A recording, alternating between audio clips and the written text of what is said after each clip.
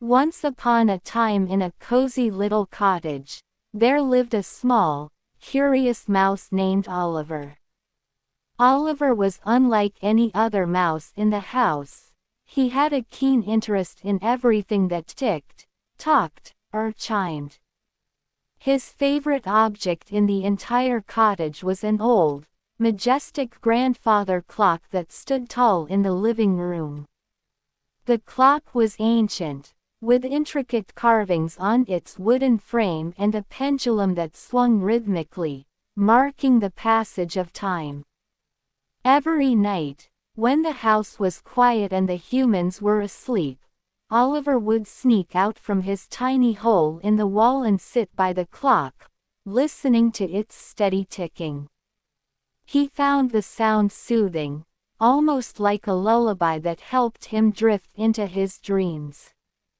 One evening, as Oliver was nestled beside the clock, he noticed something unusual.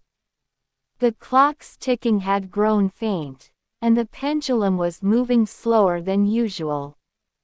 Concerned, Oliver scampered up the side of the clock to get a closer look. The hands of the clock were barely moving, and the once strong tick-tock was now a whisper.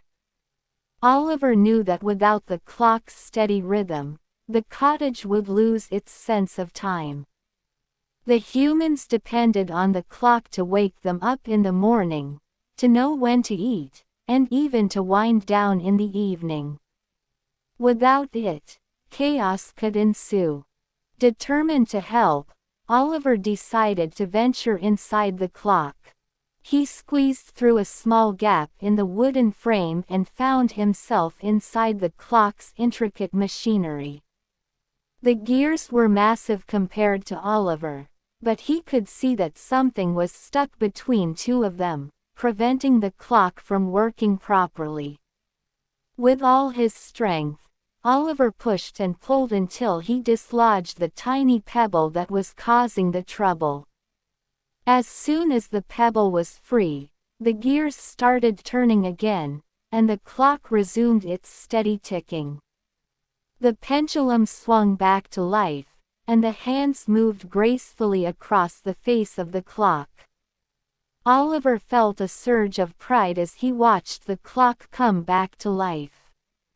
He knew he had done something important, not just for himself, but for everyone in the cottage. The clock chimed midnight, and Oliver scampered back down to the floor, satisfied with his work. From that night on, the clock ticked louder and clearer than ever before. Oliver still visited it every night, but now he did so with a sense of accomplishment. He had become the guardian of time in the cottage, ensuring that the clock would never falter again. And so, the little mouse and the old clock continued their friendship, with Oliver always close by to keep time ticking smoothly. The end. If you liked our video, please like and subscribe our channel.